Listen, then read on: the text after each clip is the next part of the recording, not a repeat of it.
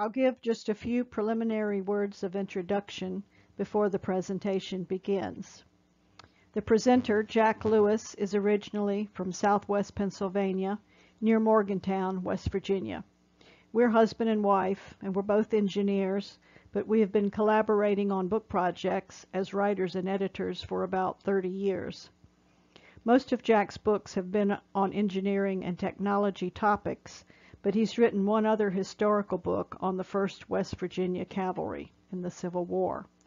He's been a Civil War history buff on the side for most of his adult life, and about 15 years ago he discovered that one of his great-grandfathers, Alexander J. Swaney, had been a permanent orderly for General John Buford and was with him at Gettysburg, where General Buford is credited with saving the day and the battle for the Union forces by getting there first and claiming the best high ground for the Union.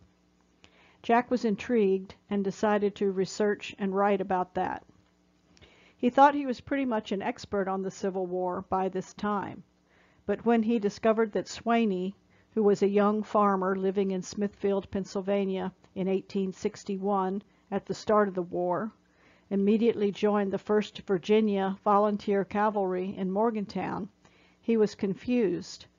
Why did Swaney join the Confederate cavalry, he thought. After some further research, he finally realized that there were two 1st Virginia cavalry regiments, one Confederate and one Union. The one his great-grandfather joined eventually became the 1st West Virginia Volunteer Cavalry in 1863, when West Virginia became a state. The regiment had been authorized by Francis Pierpont, who was then the governor of the restored government of Virginia. This is the point where I began to get a lot of questions from Jack, since I had grown up in Virginia and gone to college there. "Carol, did you ever hear of the restored government of Virginia?" "No." Then he'd proceed to read me his latest findings on how that had come about. As he got drawn further and further into the history of how West Virginia came to be, he was more and more blown away. At first I doubted what he was telling me, because I thought I pretty much knew everything important about Virginia history, but this story had been swept under the rug and had never been taught to me. I soon became equally fascinated as we both read and came to understand how clever and daring those West Virginia founding fathers were to pull off this complicated birth of a new state during such a time of political upheaval and turmoil. Indeed, they took advantage of the turmoil to get what they had wanted for a very long time, to separate from the eastern counties of Virginia and run their own show as a separate state. Deciding to write the story of West Virginia's complicated birth and his great-grandfather's role as a novel was an interesting decision.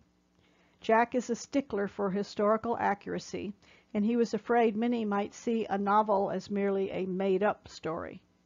But after much discussion, we both decided a novel would provide an opportunity to really let the readers live through the confusion and turmoil and the dangers that these people faced during that terrible time in our nation's history, and also showcase this fascinating piece of West Virginia history. Jack didn't have much information on Alexander Swaney other than his military records, and he wanted to understand and try to get inside his head as he joined the cavalry and headed off to fight after his short lifetime of being a farmer. But equally, Jack had become an evangelist for the West Virginia story and told it to pretty much everyone who would listen to him.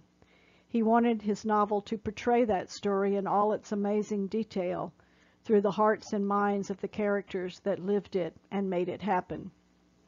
This presentation, Birth Pains of a State, will focus on why and how West Virginia became a state.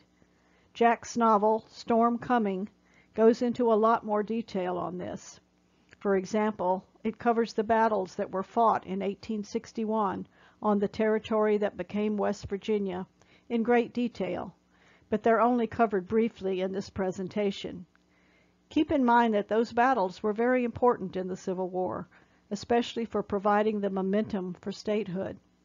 West Virginia definitely had a bloody, chaotic, and complicated birth, and that's what Jack is talking about in this presentation. He's also going to consider the legality and constitutionality of West Virginia statehood from a few different angles. It's interesting that the constitutionality of West Virginia statehood is still debated today. Hope you enjoy this presentation. Thank you for listening.